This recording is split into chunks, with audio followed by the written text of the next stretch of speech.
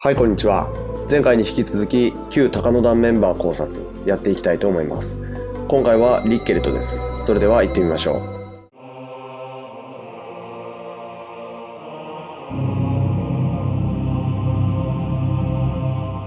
リッケルトが登場した当初、彼は少女のような見た目やその控えめな性格から戦闘能力が低そうなイメージがあるのですが、高野団の対ジューダ・ドルドレイ陥落後、ミッドランドでの祝賀会に参列しているところを見ると、古参の高野団メンバーとしてだけでなく、実際にかなり重要な役割を団の中で果たしていたであろうことが見て取れます。直接的な表現は見当たりませんが、おそらく千人長の一人であるところから弓兵、ボウガン兵、また彼の職能から考えて公兵をまとめる立場にあった可能性が高いと思われます。ガッツやキャスカたちと共に貴族としてミッドランドに迎えられる立場ですから、かなり能力が高いと見て間違いないでしょう。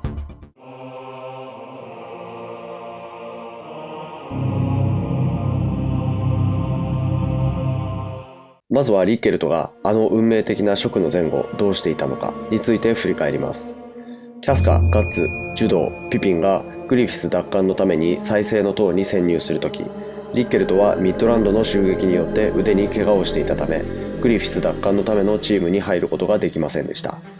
この時とても残念がるリッケルトにジュドーが一番にグリフィスに抱きつかせてやるからとなだめています。リッケルトが高野団に入るまでの経緯についてはそこまで言及されていませんが、キャスカ同様彼もグリフィスに対して強い憧れと親愛があることが見て取れます。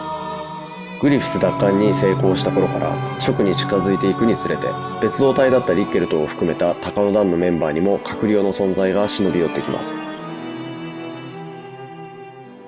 満月の夜、傷だらけの高野団メンバーはリッケルトに解放されながら、グリフィスが帰ってきたら元通り暴れてやるんだと意気込みますが、薪を拾いに行っている間に閣僚の存在に襲われます。リッケルトが戻ってくると、そこにはそれまで意気込んでいた仲間たちが無残にも惨殺されている。この時に襲ったのがこの物語の最初に出てくる伯爵や職の後に登場する妖精もどきのロシーヌなのですが、彼らが普段住んでいるところと高野団メンバーが襲われた場所はどのくらい離れているんだろうとふと疑問に思いました。地理的な位置関係は言及されていないので、これは究明しようのない疑問なんですが、話を戻しまして、閣僚の怪物たちを目前にして震えて立ちすくんでしまうリッケルト。ドクロの騎士に助けられ一命を取り留めますが、この出来事が職の後のガッツ同様、彼に深いトラウマを刻んだと思われ、その中にロシーヌがいたことがリッケルトの妖精嫌いにつながっているのではないかと思います。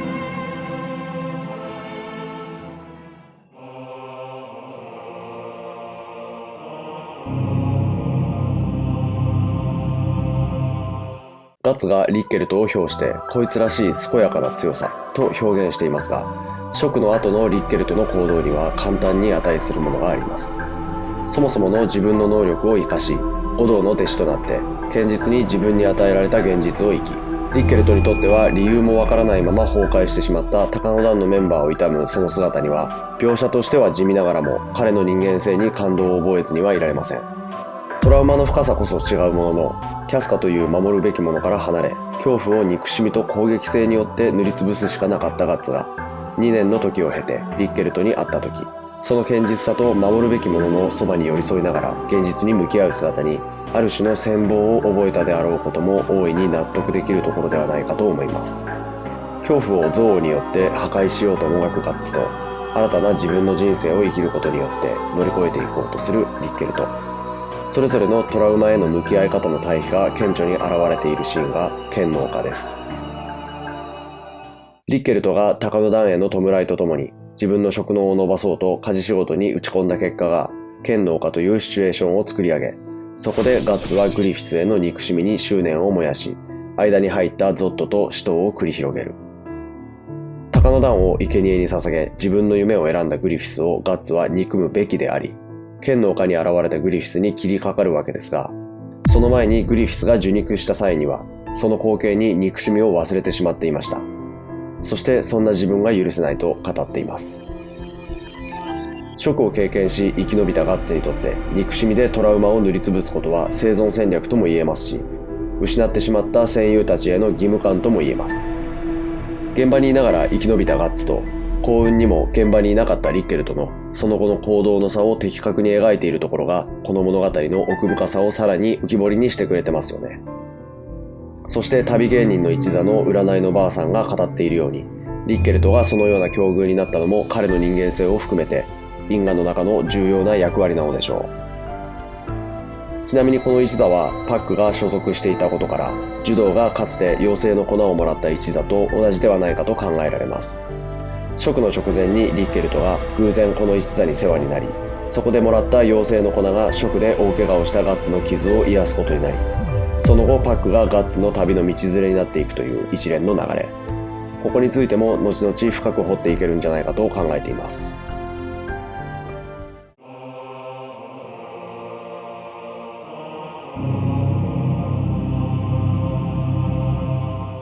38巻ファルコニアではラクシャスと自らの意志で戦闘をしています。今までのリッケルトの歴史を踏まえるとかなり胸熱なシーンですよね。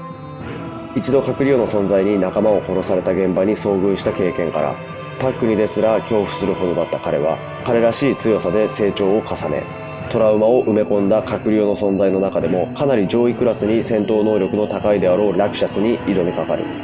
グリフィスにビンタするシーンもめちゃくちゃかっこいいし、実はリッケルトってすごい根性据わったキャラに成長しています。キャラクター造形の観点から言っても、食の前後のリッケルトの造形はだいぶ変わっていて、かなり子供っぽい印象だったのが憂いを含んだ複雑な大人っぽい表情をしていますし、おそらく家事仕事によって鍛えられていることを示すために腕の筋が強調して描かれています。三浦先生が彼の成長を描くために丹念にキャラクター描写を変えていったことは間違いなく、ガッツが食の後閣僚の存在に勝るとも劣らない恐ろしい怪物的な描写に変わっていったことと見事な対比を作るためだったと思います。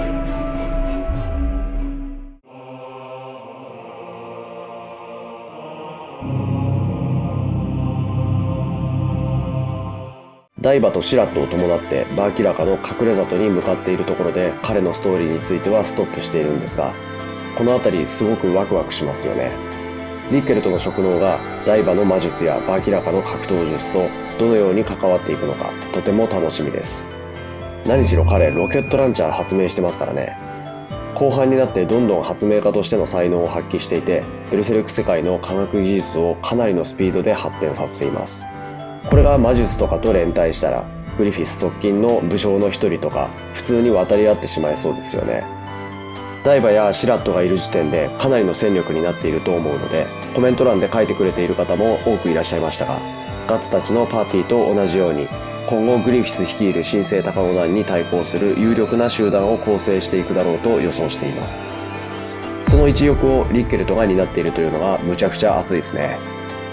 何か特別な戦闘能力を持たない彼が自分のものづくりの才能を生かして仲間を集めグリフィスに対抗していく。展開としては単純かもしれませんが、このワクワクは抑えられません。